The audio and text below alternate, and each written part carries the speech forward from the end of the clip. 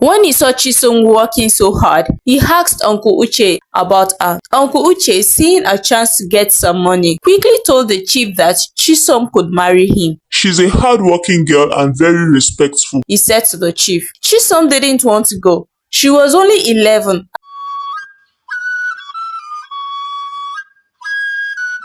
In a lively village called Nkwo in Nigeria, there was a young girl named Chisom. She was her parents' greatest joy. Her mom and dad loved her more than anything in the world. Every day with them was full of smiles and hugs, making her feel safe and loved. Chisom's mom loved to tell stories. Every evening, as the sky turned from bright orange to dark blue, she and Chisom would sit under the big tree near their house. Her mom would tell her exciting tales about brave heroes and clever heroines from long ago. Chisom's dad was a teacher and he liked to teach about the stars at night. They would look up at the sky together and name the different star patterns, sharing special moments. Their house was very small but very warm and cozy. The walls were decorated with colorful clothes that Chisom's mom made. Their yard was always full of laughter from other kids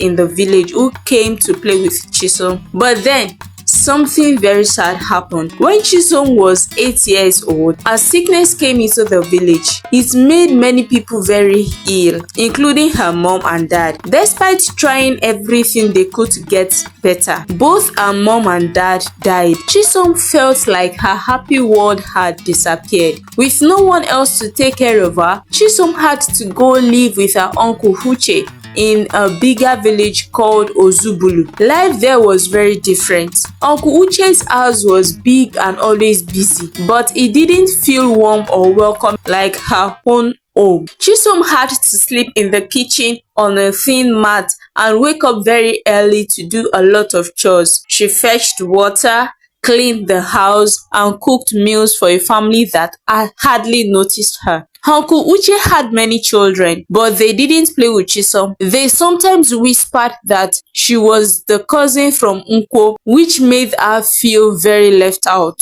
Even though it was hard and she was very sad, Chisom never complained. She remembered what her parents taught her about being strong and kind. Sometimes, Chisom would go to the fields around the house to be alone. There, among the tall grass and flowers, she always felt closer to her mom and dad. She would talk to the wind, hoping it could carry her words up to them. Chisom imagined her mom telling her stories about never giving up and her dad showing her the stars that watched her from the sky. At night, lying on a mat, Chisom wished for someone to come along who would see her as the loved and cherished daughter she was. She longed for a place where she could feel at home again.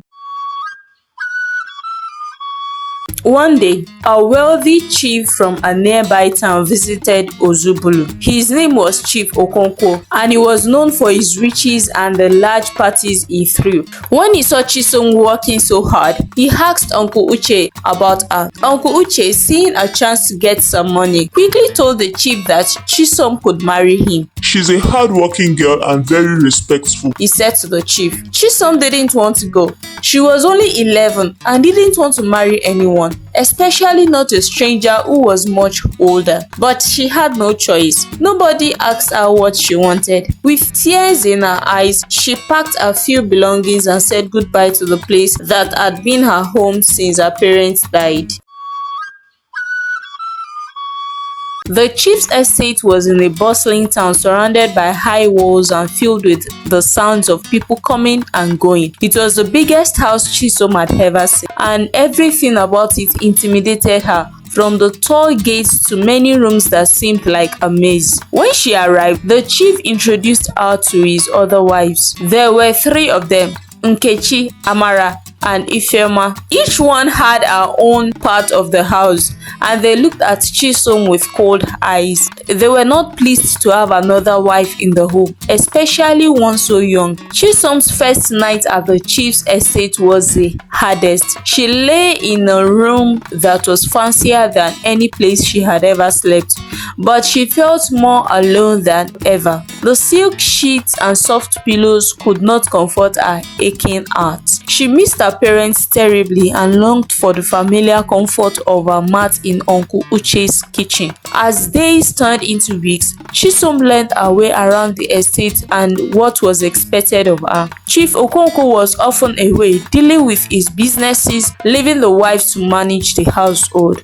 Chisom was given many tasks, from helping in the kitchen to tending the large garden. The work was hard, but it kept her busy and helped her avoid conflicts with the other wives. Nkechi, the eldest wife, was particularly harsh. She made sure Chisom did the toughest chores and often scolded her for any small mistake. Amara and Ifeoma mostly ignored Chisom, whispering to each other and laughing at her when they thought she wasn't looking. Despite the harsh treatment, Chisom found small moments of peace.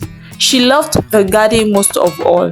It was filled with colorful flowers and tall trees, and there she felt a little bit of freedom she had lost. She would talk to the plants and the birds, imagining that they are her friends, listening to her stories and sharing her dreams. One day, while she was watering the flowers, she heard a soft voice behind her. It was Adanna, one of the servants who was close to her age. Adanna had noticed how sad Chisom looked and started talking to her. Soon, they became friends. Adanna showed Chisom the hidden spots in the garden where they could talk and laugh without worrying about the prying eyes of the other wives. With Adanna's friendship, Chisom felt a little stronger every day.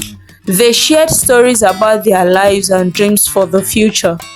Adanna taught Chisom how to find joy in little things, like the way the sun lit up the garden or the taste of fresh mangoes they picked from the trees. Months passed, and Chisom began to understand that this place, with all its challenges, was now her home. She learned to navigate the complex relationships and to stand up for herself when needed. Her friendship with Adanna grew deeper, and together they faced the daily hardships with courage and hope. Chisom's journey was far from easy, but she found strength in her new friendship and the beauty of the garden that reminded her of her parents' love and the stories they told under the stars. Though the path was uncertain and often difficult, Chisom knew she had to keep going to build a life of dignity and perhaps one day find true happiness. Months turned into a year, and Chisom grew more accustomed to the life at Chief's estate, finding small comfort in her routines and her friendship with Adanna. However, as her 12th birthday approached, she felt a change within her. She was to become a mother. The realization was daunting. Chisom was scared and unsure if she could handle the responsibility at such a tender age. The news of Chisom's pregnancy brought more tension within the household. The other wives, especially Nkechi, grew colder, resenting the attention Chisom received from the chief and the household staff. However, Chisom focused on the well-being of her unborn child, leaning on Adanna for emotional support and the old gardener Baba Gbenga for wisdom. Baba Gbenga, who had served the estate for decades, became a grandfather figure to her, offering advice and stories of resilience from his own life. As the pregnancy progressed, Chisom took to spending more time in the garden, where the blooming flowers and whispering wind eased her anxieties. She would talk to her baby, promising to provide a better future, a life filled with the love and warmth she had known with her parents. Adanna would join her, helping to keep her spirits high with plans for the future. As Chisom's due date approached, the entire household held its breath. Despite the difficulties of her pregnancy, brought on by her tender age, Chisom tried to remain hopeful, dreaming of the day she would hold her daughter in her hands. Her friend Adanna and the kindly old gardener Baba Gbenga supported her throughout, offering words of comfort and strength. However, tragedy struck on the day of the delivery. The labor was prolonged and fraught with complications. The local midwife, Mama Chioma, worked tirelessly by Chisom's side, but despite her efforts, the baby was stillborn. The loss devastated Chisom, leaving her heartbroken and her body weakened. The dream of holding her daughter, whom she had already named Ngozi, crumbled into despair. In weeks that followed, Chisom's sorrow was palpable, her days filled with grief and reflection. The other wives, who had once looked at her with jealousy and disdain, now approached her with a mix of pity and newfound respect, understanding too late the dangers of child marriage and early childbirth. During this dark time, a ray of hope arrived in the village in the form of a young National Youth Service Corps member named Tolu. Tolu was stationed at the local school to teach, but he quickly became aware of the village custom involving child brides. Moved by Chisom's story and the plight of other young girls in similar situations, Tolu decided to take action. Tolu started by organizing small community meetings, inviting parents, elders, and influential figures from the village. He spoke passionately about the need for change, emphasizing the risks and consequences of child marriage and early pregnancy. Tolu also arranged for health workers to come and discuss maternal health and child welfare, helping to educate the community. Encouraged by Tolu's efforts, Chisom found a new purpose. She joined him in his campaign, sharing her own painful experience as a testimony to the dangers they were fighting against. Together, they reached out to local women's groups and received support from NGOs that focused on children's rights and women's health. Their advocacy began to bring out change. The village elders, once staunch supporters of traditional child marriage customs, started to reconsider their stance as they saw the tangible benefits of education and delayed marriage through Tolu's presentations and the heartfelt stories shared by their own daughters. Inspired by the momentum, other young women in the village who had watched Chisom's journey and transformation began to speak out too.